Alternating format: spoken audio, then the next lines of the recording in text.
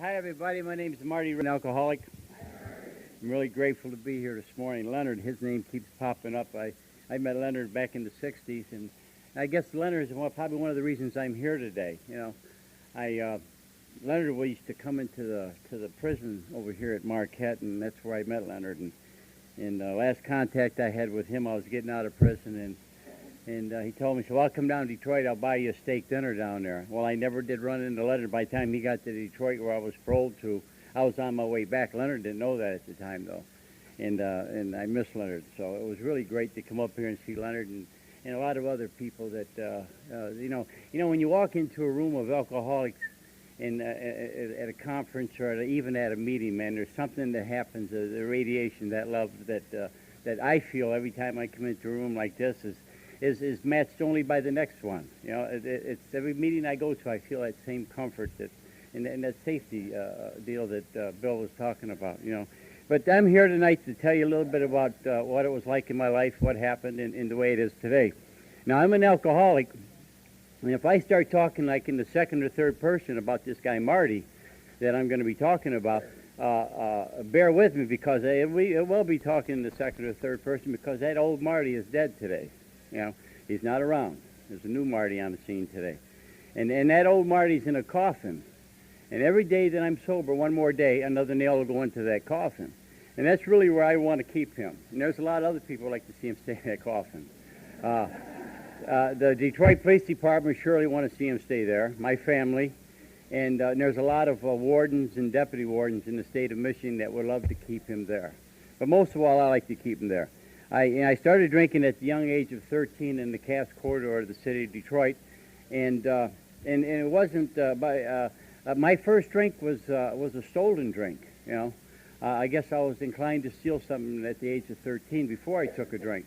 I was going to a Catholic school there in the inner city, and one day after school, myself and a guy named Bob. There's a lot of Bobs in my life, and there's a lot of Bobs up here today, and Bill too, and. Anyway, me and his Bob, we left the back door of the school, and we went down the alley, and right at the end of the alley there was an 8-piece supermarket, and the doors were wide open at the supermarket. And like I said, I was inclined to steal something at the age of 13. I ran in the back door of that supermarket, and there were some cases by the door, and I grabbed a couple of jugs that was in a case, and I ran out that alley and a couple blocks down to Cass and Canfield, where Bob lived in a basement apartment. And I discovered I sold some Cass 59 wine. And let me back up just for a second. I was 13 years old, and I had a horrific problem before I took my first drink. I mean, I was just, it was a devastating thing to a 13-year-old boy. I had acne really bad, really bad. I mean, my whole face was just a big sore. And it was something I guess kids just go through. But it was devastating to me because I couldn't look at a good-looking gal. I couldn't talk to a gal. And it was even hard for me to look at a guy because I was so embarrassed about this affliction that I had, this acne. And Bob had a sister named Joanne. And Joanne was a fox. I mean, she was just a living doll. And every time that I'd be in that apartment, in which was a couple dozen times, when Joanne would walk in the room, I'd make an excuse to get up and leave or go to the bathroom. I could never face Joanne because I had this bad complexion. And anyway, this day I sold this wine, and I was in Bob's apartment. He didn't drink, and I opened one of them jugs up, and I took me a big slug of it, and I must have drank about half of the jug, and that registered. It hit my stomach and started registering in my brain, and something happened that changed my entire life. That within 4 or 5 minutes, I started getting the effects of that booze, and then Joanne walked into the room, and you should have seen me. Hey, baby, what's happening, Joanne? And that's the first time I had ever spoken to Joanne. She was taken aback by that. She said, is that you? I said, that's me, baby. What's going on? And Bob had a full-length mirror on the back of his door, and I got up there and I took a glimpse of myself. Man, that ain't too shabby. I don't know if anybody's ever drank themselves and better looking this, but I did that day, But that first drink changed my entire life, And something else happened that first drink that I took that day. I got drunk. I mean, I got fallen down drunk. And you know something? Every drink that I took from that time, from the age of 13 till the age of 50, when I sobered up, I got drunk. I never took a social drink. Bob was talking about, I never had one of them. I don't know what a social drink was. Every time I took a drink was for the express purpose of grabbing that feeling and being someone else. You know, I mean, I was always a different person when I took a drink. When I got that, I could have been a lawyer, a pilot, a cop, anything, a convict. I could have been anything, you know. And sometimes I'd have to take a drink just to find out who I was going to become that day. Well, anyway, there I was. All through my teen years, I drank. Every opportunity I had a chance to drink, I took that drink.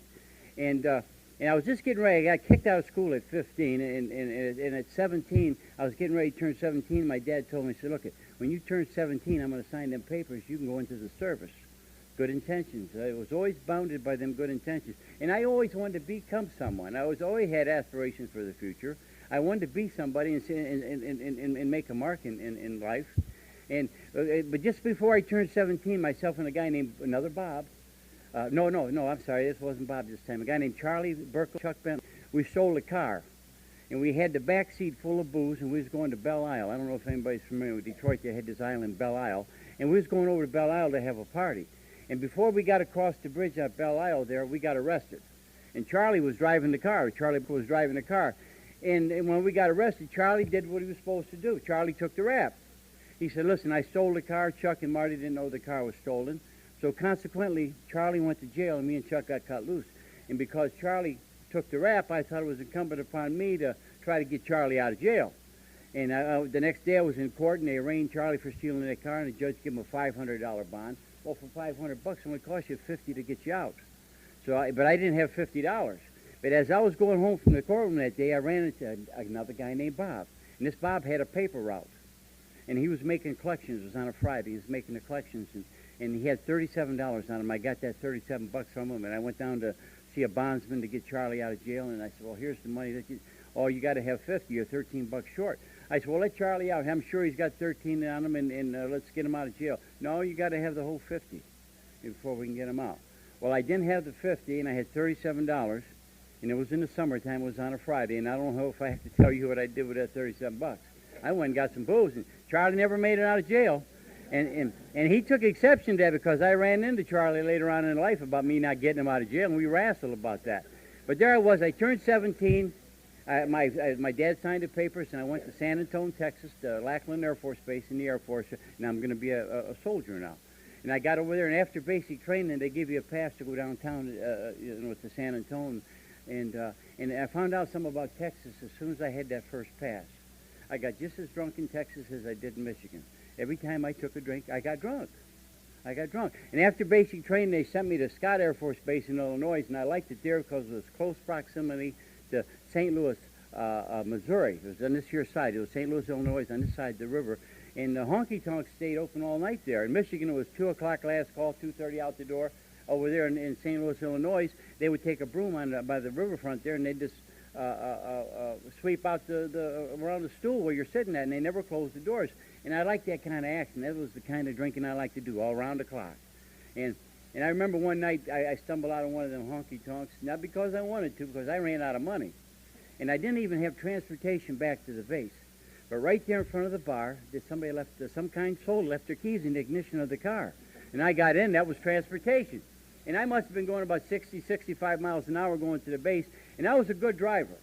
If them roads were straight, like a straight table, the roads, I could stay on a straight. But somebody put one of the big curves on the road over there, and I didn't make that curve, and I went over like a 30-foot embankment, and that car rolled over, and it caught on fire, and I was in that car burning up. Now, the reason I say the next thing is I used to omit this from my story because it sounded like that fairy tale stuff. But this happened.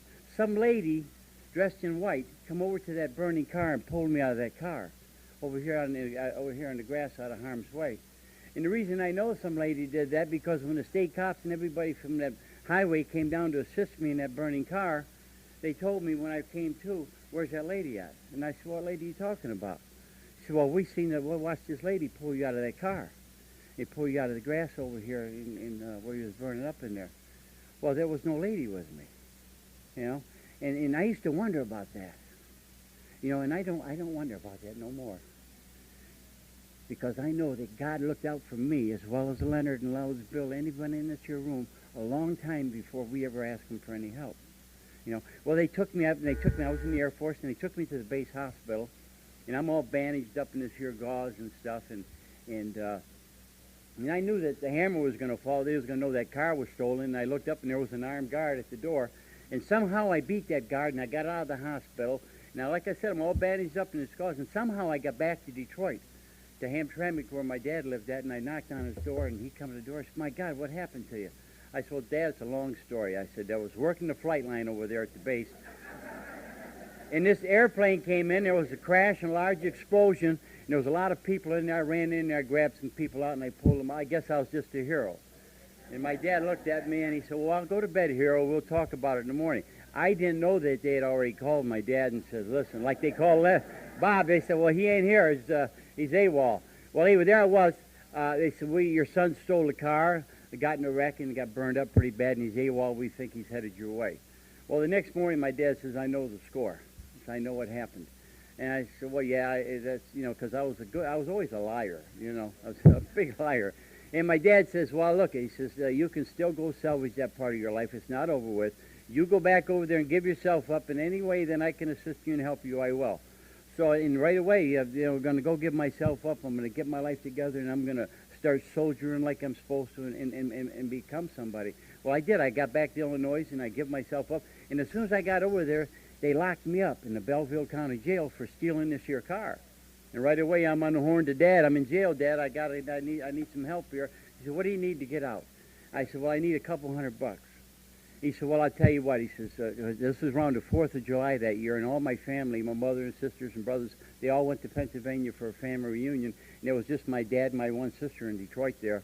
He says, "Tomorrow," he said, "I'll come over with a Greyhound bus, and on a Greyhound bus, and I'll get you out."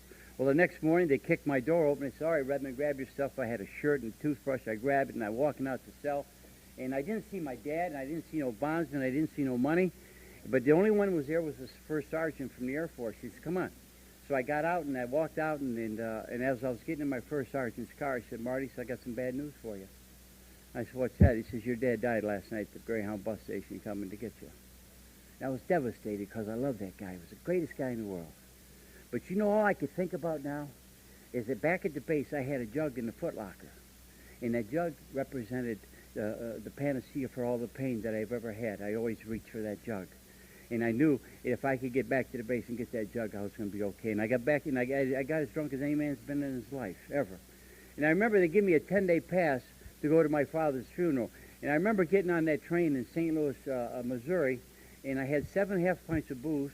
And all through that trip to Pennsylvania, where they had shipped my father's body, where he grew up at and was born at in Pennsylvania, where they was going to bury him at, I stayed drunk through that whole trip. And when I got to Pennsylvania, I stayed drunk through the whole funeral. And after the funeral, my mother asked me, she said, "Marty, would you come back to Detroit with us? Drive back." And I had that return ticket back to the base. I said, "Sure, Ma, I'll come back with you." Well, when I got to Detroit, I had 6 days left on that 10-day pass. And I continued to do what I did my entire life, continued to search and get a drink. That's all I ever lived for, was some more of that stuff. And I remember one night, after the second night back in Detroit, there was in a bar on the boulevard in Woodward in Detroit, the Time Bar, a little narrow bar, I'll never forget. And after the bar closed, we're filing out, about 6, 8 of us, and one of the guys says, "Hey, I know this Blind Pig, Audrey's place over here on Brushing Expressway. It's an after-hours joint. We can go over there and drink, continue our drink." I said, "Come on, let's go." And it was pretty neat up there. They had a lot of gals up there. It was gambling. There was a lot of music, some dancing, and I really liked that stuff, until a couple hours later, the joint got raided. And about 20 of us got arrested, and they took us down to the first precinct in Detroit there, and on the first precinct on the 9th floor where the lockup was, they had about 40 one-man cells right in a row. And that's where they put all us guys that got arrested for being in there loitering, and they call it loitering in a joint like that. Well, anyway, we was in there a couple hours, and these guys start coming by my cell that got cut loose.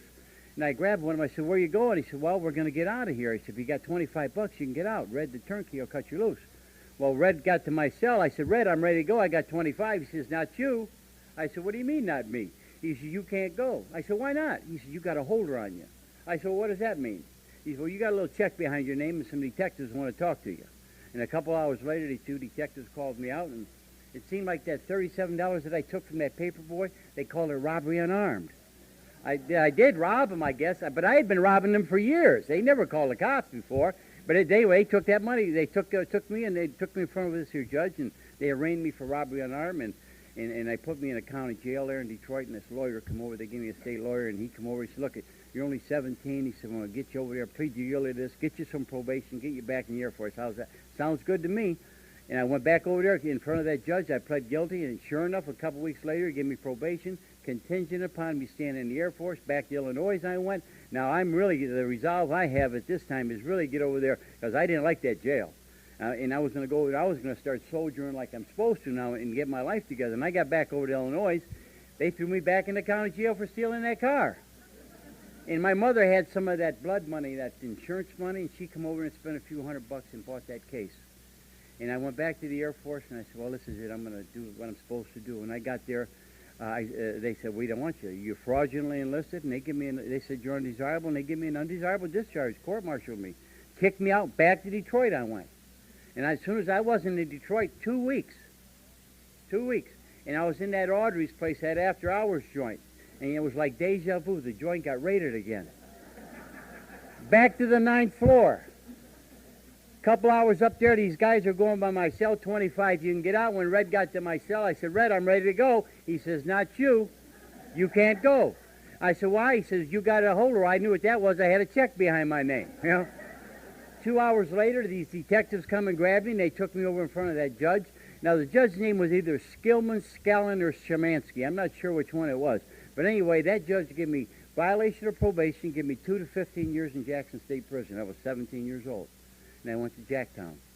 You know, and I said, what kind of sentence is that? He said, listen, I give you 2 to 15 because I give you probation contingent upon you staying in the Air Force, and you're not there. You're not there in the Air Force, so you're violation of probation. And if you would have come in front of me not being in the Air Force with your record, you would have been in jail anyway. Okay? And that's as simple as it was. So I get up in Jackson, and I'm in 7 block there in quarantine. I'm looking around, and what's going on? You know, it says something about in our literature about a merry-go-round that we get on. You know what I mean? And we get on that merry-go-round, and that 2 to 15 was like my admission fee on that merry-go-round, because I was to do 30 calendar years in prison before I got off that merry-go-round. 30 years, that's a long time. That's like going to Chrysler's or Ford's and doing the bit, come out of pension. Well, I did the bit, and they ain't give me no pension. You know? I ain't getting no money anywhere. But anyway, I'm in Ionia. I'm in Jackson now, and being in Jackson, I was 17. I was too young to stay there, so they sent me to Ionia Reformatory up in Ionia. And all that really was is a gladiator school. That's where they sent the youngsters to learn how to jail, how to do time. You had to go up there and fight and make your way and make a little name for yourself. And that's what I did. And I got to Ionia. And I wasn't in Ionia 2 weeks, and this counselor called me out, a guy named Leo Mann. Thank God for Leo. He called me out, and he says, you got a record this thick, and you're 17 years old, and everything in that record is alcohol-related. I said, well, so what? I like to drink a little bit. He said, no. He said, we got a program here called Alcoholics Anonymous.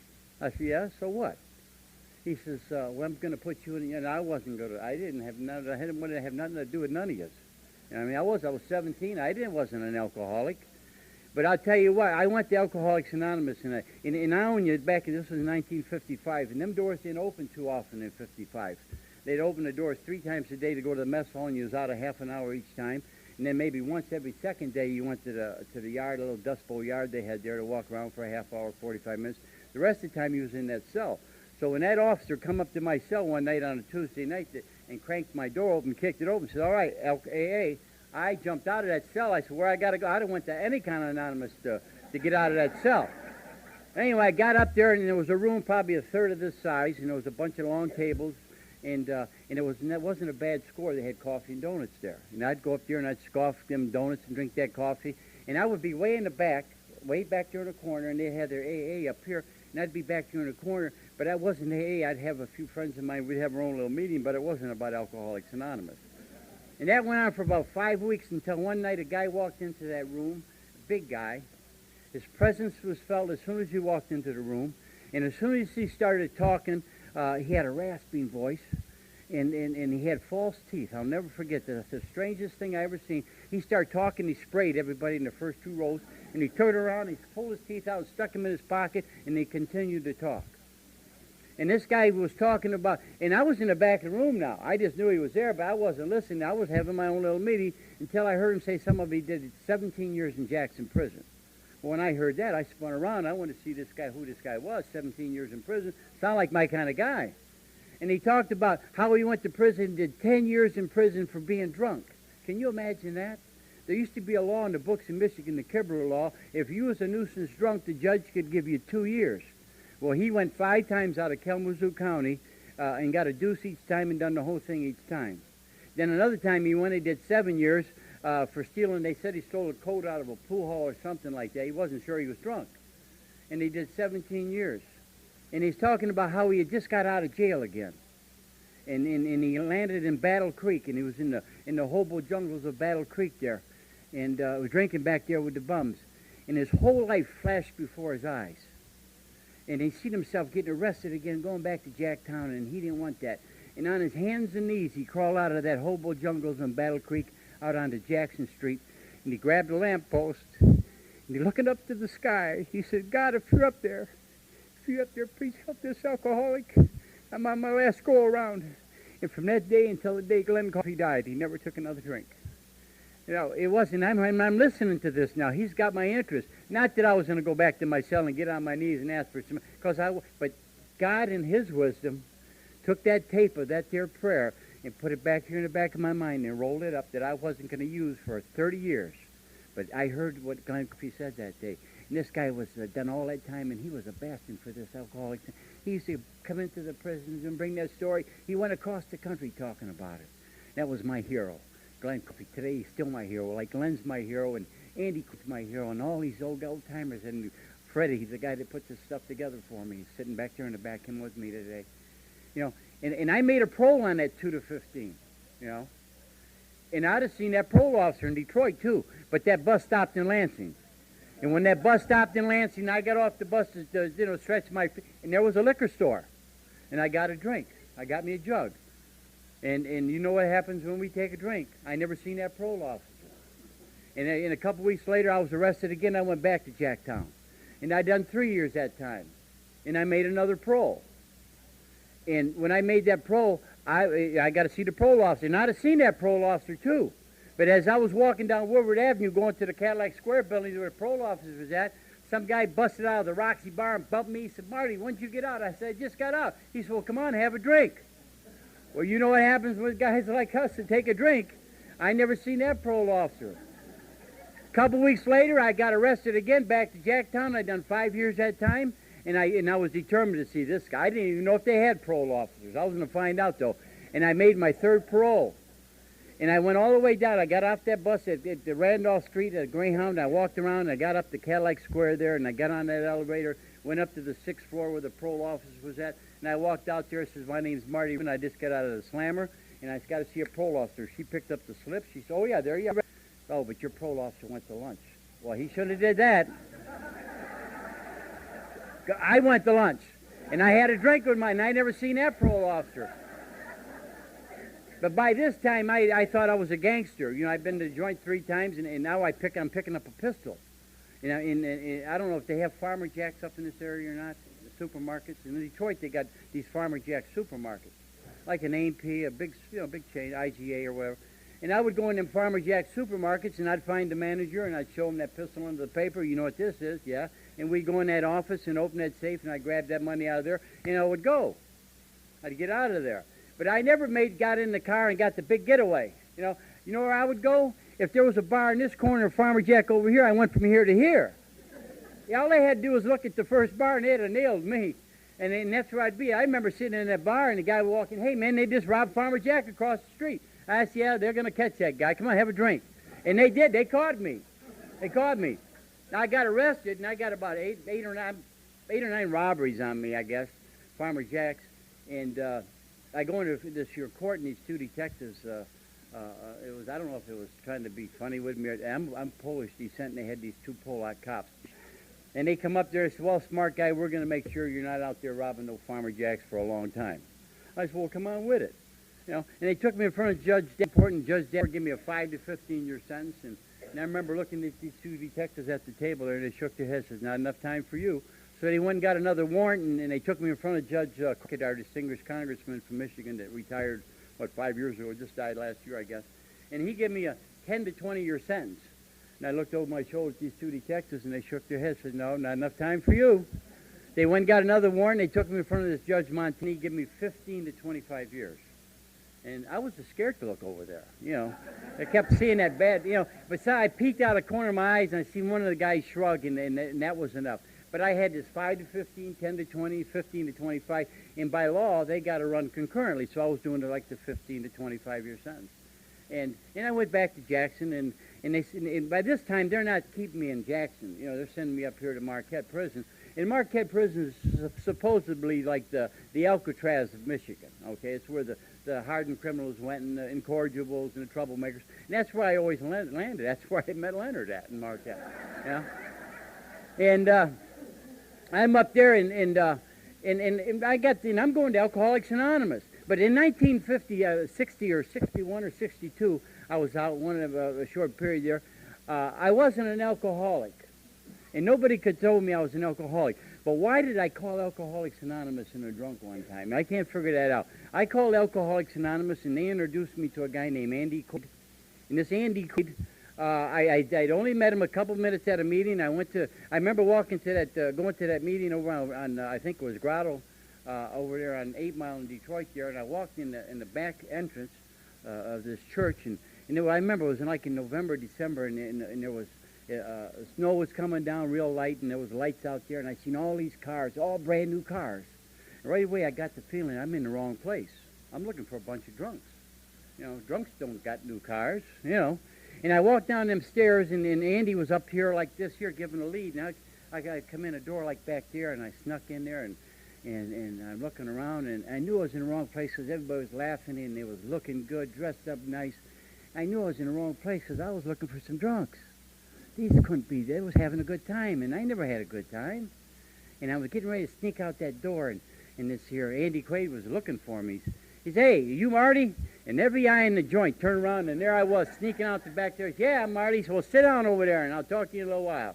And Andy was a real abrasive big guy, and I sat down, and after the meeting, I talked to him for 15, 20 minutes, and that was my introduction to Andy. And I left there, and I went and robbed a Farmer Jack, I guess, and went back to prison. I'm in Marquette Prison up here, and the doors, they called me out for a visit one day, and there's Andy Quaid. So what the hell are you doing up here, Andy? So, well, I was just in the area. I thought I'd stop in, you know.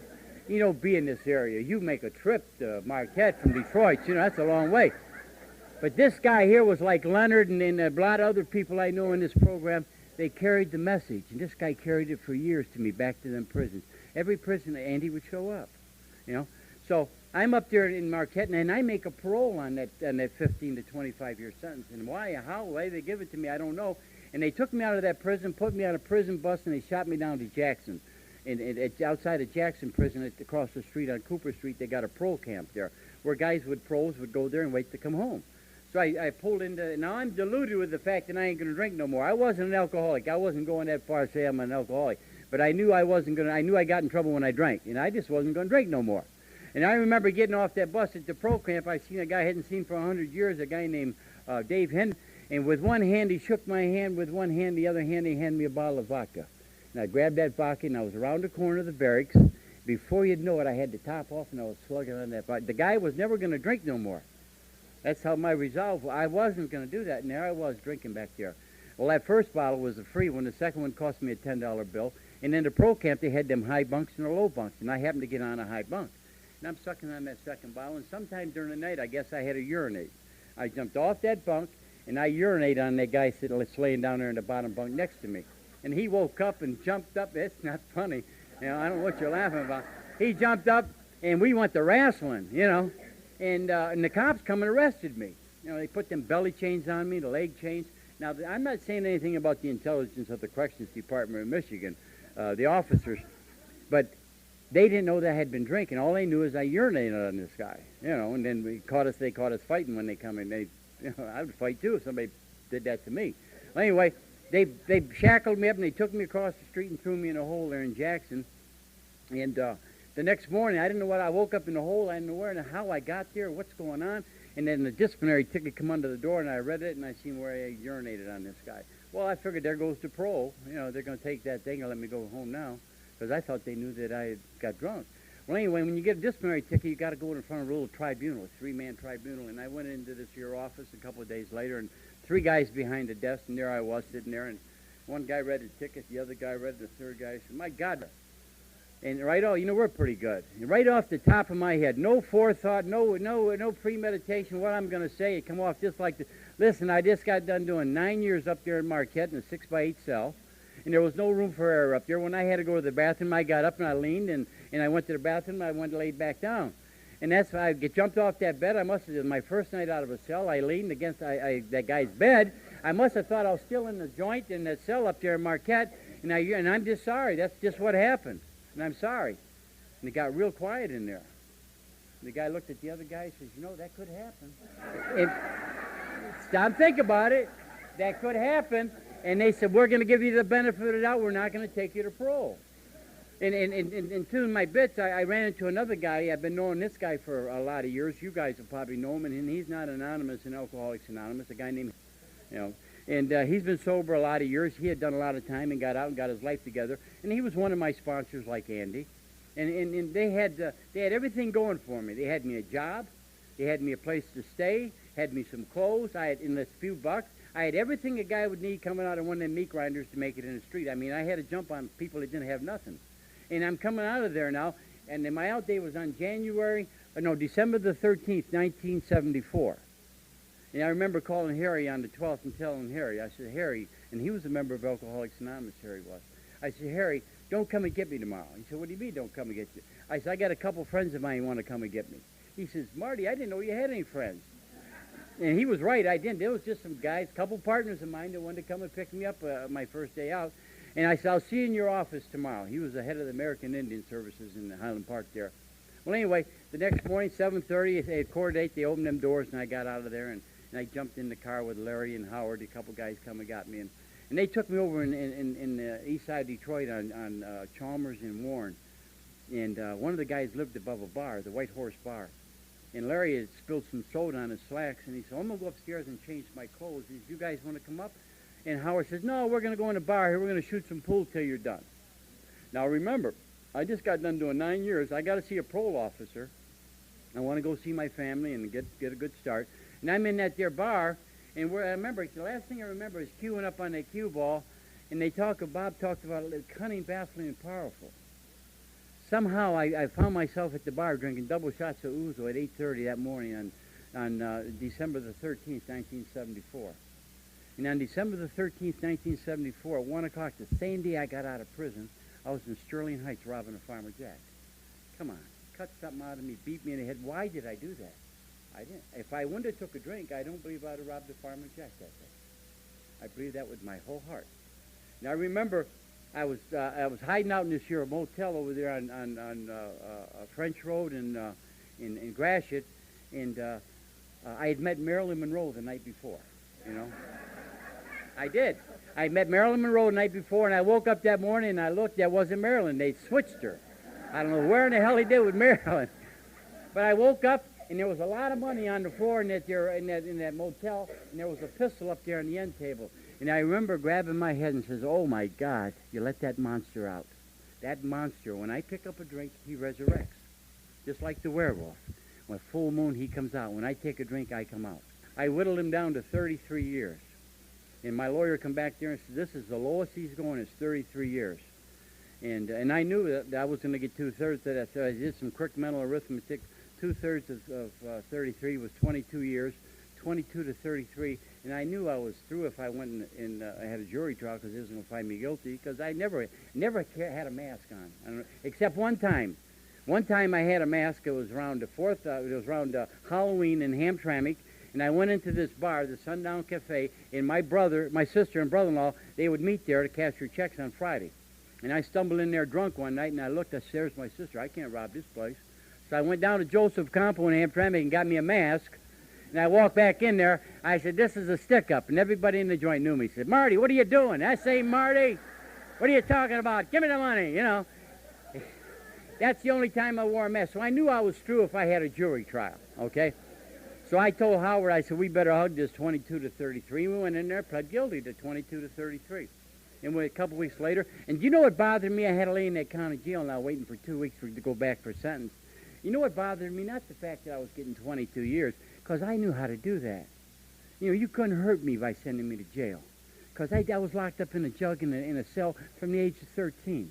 That was old hat to me. I could do the bit. I knew how to. What bothered me was that 33. Why an uneven number? And I hated uneven numbers. And I went so far as to think in my head that judge looked in that record somewhere in my psych reports and found out that I hated uneven numbers, and he was doing that there just to get me, you know. And I went in there, and he says, I sentence you to 22 to 33 years. And I said, what the heck kind of sentence is that? He said, well, I'll sentence you. I'll tell you what kind of sentence it is. He says, you was out for 22 days, and I give you a year for every day you was out. And I said, hallelujah. He said, what'd you say? I said, hallelujah. He said, what'd you say that for? I said, well, I was just thanking God that I wasn't out for 35 days, Your Honor. You would have given me 35 years, you know. And I went back to Jackson. It said 22 to 33. And I did what anybody in their right mind would do with 22 to 33. I escaped. I got the heck out of Jackson. And when they caught me, they gave me 1.5 to 5 for the escape. Now I got 23.5 to 38 years. They stacked that minimum and the max. And I figured that was like a life sentence for me. And back to Marquette I come. That was in 74. And in 81 we had a riot over here in Marquette, and they shot me down from that riot down to Huron Valley in around Dixieland area there. And I'd done a couple years there. Then I went back to Jackson. They shipped me back to Jackson. And this is where the magic or the miracle started working in my life. I got back to Jackson, and right away I go to Alcoholics Anonymous, you know, because that was the thing to do. Get out of your cell a couple nights a week, go over there and drink some coffee. But I ran into a guy there, an old-timer that had a lot of years in, and old Fred. And Fred, I used to follow him around. I was telling him the other day at the motel, I said, why would I walk around with a 60-some-year-old guy in the joint? And I've been there all my life. I was always running, making fast deals. Why would I start following you around, walking around that yard at night? Every night we'd make a trip around that yard, and round and round and round till the bugle blew and we went in. And I couldn't figure out why, and I know God put him in my life, because he showed me. He started putting the tools together for me a little bit, and he told me about this program and I used to watch guys get killed in front of him. He'd walk by bodies, and nothing seemed to bother him, and I couldn't figure that out. He was a rookie, and it's supposed to bother him. I was an old-timer, and it bothered me. Why didn't it bother him? And he told me, Alcoholics Anonymous, this program works wherever you work at. And that piqued my interest in Alcoholics Anonymous. And I remember I was in a cell there in 12 block, and I did some adding up how long I'd been in jail, and at that time it was 25 years in a cell. And for some reason, the thought came in my mind. I said, God didn't put me on this earth to be locked in a cell for the rest of my life. And, I'm laying in that bed, and on First Gallery there, and there was an open a cell block.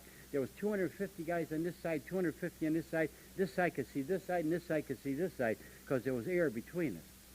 And I'm laying there in the bed there, and I was too big of a coward. I got to thinking about, how long I'd been in jail, and all of a sudden this here feeling come over to me, and to ask God for some help. And I was too big of a coward to get on my knees, because that side would see me, and I had a reputation. I couldn't let him go out to the yard the next day and say, hey, Marty was in there praying last night. We better watch him, because they had a word for them guys. The big book thumpers? Well, they had Bible thumpers in the joint, and I didn't want to be known as a Bible thumper. But I did have enough courage to lay in that bed that night and ask my God, my giver, God, please, I don't know how I got in the spot I am, but would you please help me? And do you know how long it took for Marty to get the message? As soon as them words left my mouth, it was like a physical thing. Grabbed my shoulder and shook me, said, Marty, don't worry, it's going to be okay. And it was so real. I asked my neighbor, Phil, I said, Phil, what'd you say? So I didn't say nothing, Marty. It was quiet in the cell block, and I heard again, Marty, don't worry, it's going to be okay. And I knew in my gut instantly it was going to be okay for me. I didn't know where, when, or how it was going to be okay for me, but I knew something was going to happen in my life, that it was going to be okay for me. And I had a lot of years. The pro board gave me a year flop, and I'd done that year flop. I went back to the pro board again, and they laughed at me, said, we're not going to let you go. You got to do another. And I'd done that year, and I went back to the pro board, and I got my third year flop. And they said, we're not letting you go. And after that third year flop, I resigned myself to do that whole 38 years. I ain't never getting out. And I did that last year flop. I went back to the pro board, and they shocked the heck out of me. And when I walked into that parole room, I knew all the parole officers, and this Mr. Gatz said, "Well, how's it going today, Mr. Redmond?" And he had never addressed me as Mr. Redmond. I said, "Hey, what's going on here?" He said, "Well, we're going to let you go home." And man, I was shocked. You know, they're going to let me out.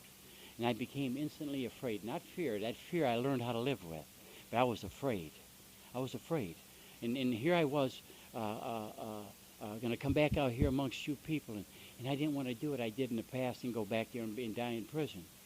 And you know, I knew that I had arrived, though. You know, because these same meetings of Alcoholics Anonymous that I had been going to all the time, I'm going back to them now with a different attitude, I guess. And I would sit at them tables, and all these volunteers that would come in, guys that I would hear from for years, telling that same story that I never heard.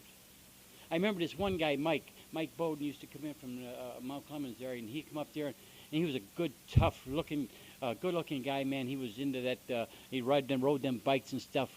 And he was the epitome of manhood, you know. And he sat there one day, and he started talking about lonely. Now, I'm not talking about being alone. I'm talking about lonely. And he described the lonely that I thought I was the only person in the world that ever felt that lonely. And he described it, and he had been describing it for years, and I never heard the message. But what I had did in 12 block, that little bit of surrender, when you surrender, you hear the message. That taught me something. When I surrender on a daily basis, and I come to you, I hear the message. And if I don't surrender, I don't hear that message quite so good. And then this little old lady got up, a gal named Eileen, she got up and she started talking about fear. Fear. She didn't weigh 90 pounds, but she described a fear that I lived with my entire life. And I had never heard it so eloquently described the way she described it. And I can't describe it to you, but I knew she was describing something that I felt my entire life. And I knew that I had arrived. I knew that I was a member, that I qualified for this year, and I knew that it was going to work for me. Something was going to work. Well, anyway, I got this parole, and my out day was on January the 26th.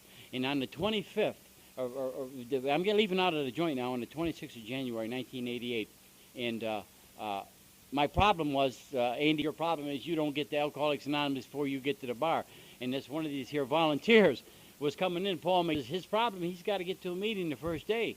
He said, well, I'll go pick him up at 8 in the morning. He'll come to my house. I have a bunch of AA people. We'll have a meeting for him. And that's what they did. But on the 25th, I'm walking around that joint, and I wanted to remember where the mess hall was at, where the infirmary was at, where the hole was at. I wanted instant recall. I didn't want to forget where I came from.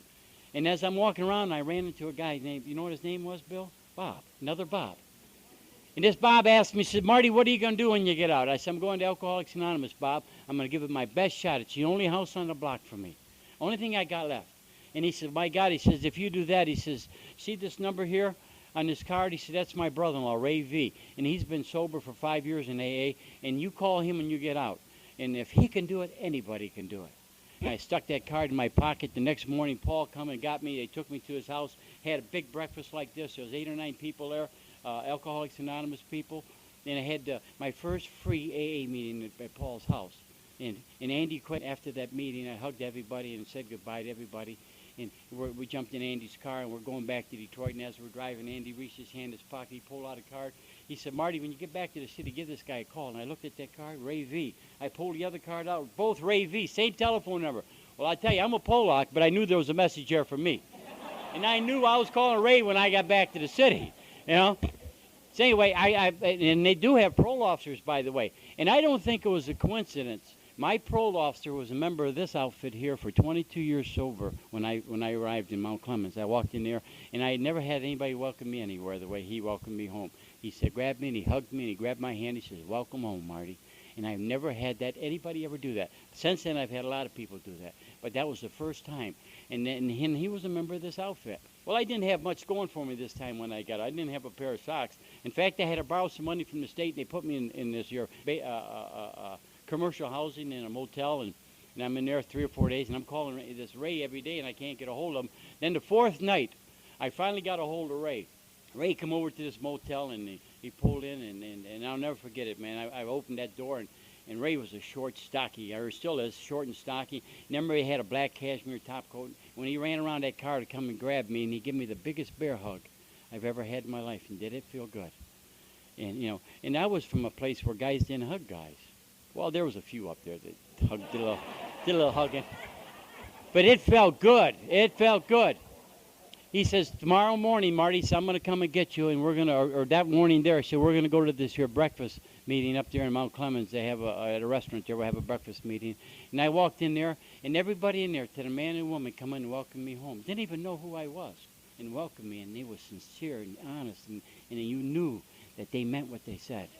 And they grabbed me, and another guy walked up to me, a guy named Bill. He said, my name's Bill, Marty. He turned out to be Ray's brother. He said, how's it going? I said, it's going great, Bill. I said, but I got to get a gig. He said, what do you mean you got to get a gig? What are you talking about? I said, I got to get a job.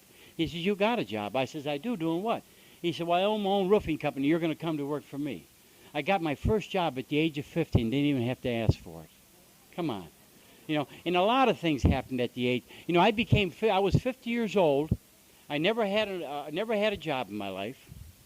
I never had an apartment. Never had a telephone. Never had an automobile. Never had a driver's license.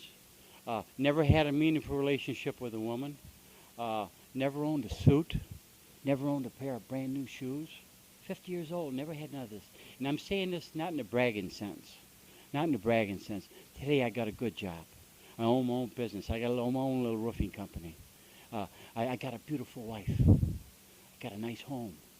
I got a lot of suits. I got a lot of shoes. I got something nobody can take away from me except me. I got sobriety today. And all I had to do is come to you people, surrender on a daily basis, pick up that literature that Bob was talking about last night in the big book. That's where it's at. It's in the big book. It's in the big book. And I got to do that. And I got to do one more thing. I got to give this stuff away. I got to, when somebody calls me from 1,000 miles away and say, Marty, would you come up and give us a talk up here in Shaplow, Canada? You know what I got to say? Yeah, I'll be there. You know why I got to do that? Because Alcoholics Anonymous has never, ever said no to Martin. Never have you people said no to me. So I got to come. When I got here, I'll never forget the guy, Alcoholics Anonymous. They got me an apartment. I had to pay him back, but they got me a nice apartment. And I remember up there in that apartment, I didn't have no furniture, and I hear some guys running up the stairs, beating on my door, and open the door, and there's Ray. He said, hey, Ray, Marty, here, this guy's name is Ralph. He's a cop. I said, what the heck you bring him here for? You know what I mean? I didn't want to see, but he was a member of Alcoholics Anonymous, and we went and we furnished my apartment. He had a connection with some people, and they furnished my apartment. Everything was, all I had to do was show up here and work these here steps in my life, and things just happened. I remember Andy, God love him. I remember calling Andy from the joint and telling Andy, I says, I got a good shot of me getting out this time. And Andy said, well, I'm dying of cancer. I said, what do you mean you're dying of cancer? And he says, well, I'm dying of cancer. He says, I said, well, you've had cancer before 4 or 5 times. You go to the hospital, they cut it out, and they sew you up, you're always okay. The last 10 years, I know you had it 2 or 3 times. He said, no, this time, he said, I got it in my lungs and in my brain. And I remember getting mad at him on the phone. This was my sponsor. This is my guy. And I remember yelling at him, well, you can't die. You got to see some fruits of your labor. He said, I'll tell you what. He said, I won't die until you're out of that joint and you're on your feet. And when I come home, and Andy drove me home, it wasn't a couple days later, he was in the hospital. All his hair fell out, and Kathy and I and a bunch of us, we used to go to his house every Thursday and every Sunday, have meetings at his house. And he slept better after a meeting. He had a hospital bed there in his front room. And this guy was, you had to know Andy to know Andy. You know what I mean? I could tell you about him. I could never explain what kind of a wonderful person he was. The words just don't, but you had to know him. If you knew him, you was blessed. The wisdom he had. I remember one day asking Andy, I said, Andy, how long do I go to these meetings? How long do I go to these meetings? Well, you only got to go until you want to go. Till I want to go? Well, that makes sense. Today it makes sense. I say, Andy, what happens to people that don't go to these meetings? Well, you got to go to meetings to find out what happens to people that don't go to meetings. You'll see them crawl back in there on their hands and knees, And if you're lucky, if they're lucky, And that's the kind of guy Andy was. And I remember I coming in from work one day, and Marlene, my sister-in-law, my wife's sister, and that's how I met my wife. It was funny. I used to get on my knees and ask God just for His will for me. I never asked God for anything specific. I never said, God, I need a job, or I need an automobile or a truck or a ladder. I want your will for me. Until one day I had been out of prison for a while, and I was lonely. And I got on my knees and I asked God, I said, God, I got specific, and we got to watch when you get specific with Him. I says, God, would you put a woman in my life? And a couple of days later, here come one. 3 weeks later, I was on my knees. God, please take this woman out of my life. You know, begging him. She was a good woman. She just wasn't the one for. I got my wife today, my wife Kathy here, and that's my soulmate there. That's still. I met her. She's 24 years in Al-Anon, and you know what that means. I can't get nothing by her. You know, but I'll tell you, I met her, and in a year we waited a year before we got married, and we did it. They had an AA wedding, man. They had a big bunch of AA people there, and my sister. I hadn't seen my sister for 28 years, and she came to that wedding, and she couldn't believe that bar was dry. She had to go up and investigate. She couldn't imagine anybody having this much fun without drinking. She said, where they at? They got it hid somewhere. You got to have it. You know what I mean? But Andy, anyway, I remember coming home from one night to this Marlene's house, and she said, Andy's out of the hospital now. He was in the hospice, and I guess a nurse walked in there and says, Andy, where do you want your body sent when you die? Well, that's a heck of a thing to ask a guy, But in the hospice, they teach you how, to live to die, And he said, well, I have to think of that. And he got dressed, and he went out of there, went home. And he called Marlene and said, call Andy. And I called Andy up. I said, you're home? He says, yeah. He said, hey, can you get some guys together and come over and have a meeting tonight at the house?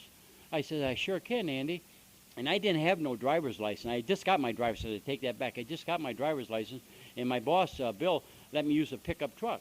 And I remember I got on 94, and I'm going down 94, and I'm thinking, where am I going to go? I'll grab this guy, maybe this guy, I'll give him a call, a couple gals will go over and have a meeting.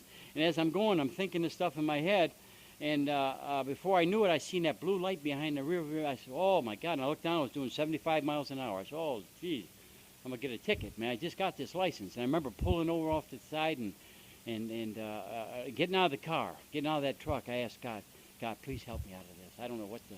I never had it. I never got stopped. Anytime he got me, there was always going back to prison. I never had a license. The least thing in the world I ever had to worry about was driving without a license. Now I got a license, I'm worried to death. And I got out of that pickup truck, and, they got cops, and then they got cops. This guy was a cop's cop. I mean, he had a form-fitting shirt on, had a bandolero this way with bullets, I guess, and had a gun here and a gun here, had a stick hanging on the side of his, and probably a gun in his shoe. And I looked at this, I said, why couldn't I get one of them roly-poly guys I can talk to? And I walked up to this cop, I said, is there anything that I could say to you that would make you not want to write this ticket? He said, no, you was doing 75 miles an hour and you're going to get a ticket. You can't say nothing. He said, I've heard them all. I said, well, you just listen to me then. And he says, yeah, I'll listen to you, but you're wasting your time. And I proceeded to tell him, I said, listen, and I blew my anonymity just like that. I says, I'm a member of Alcoholics Anonymous, and my sponsor is dying from cancer.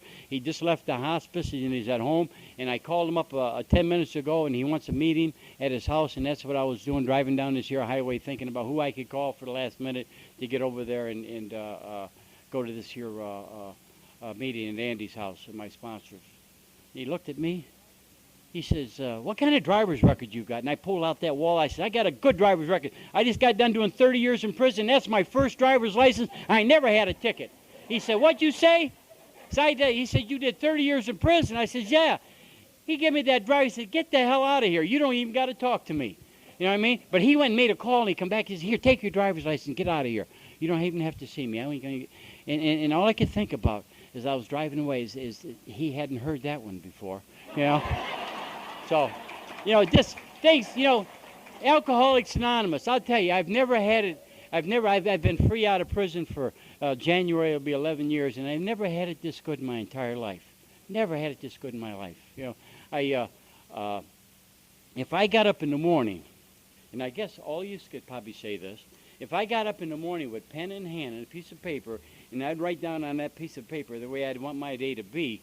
And when I did that 10-step tonight and I read that piece of paper, I shortchanged myself. It's always better than what I could imagine it to be. My life is just great today. You know what I mean? I have my problems. January, I broke my back. I fell off a roof and broke my back and had a lot of problems with that there.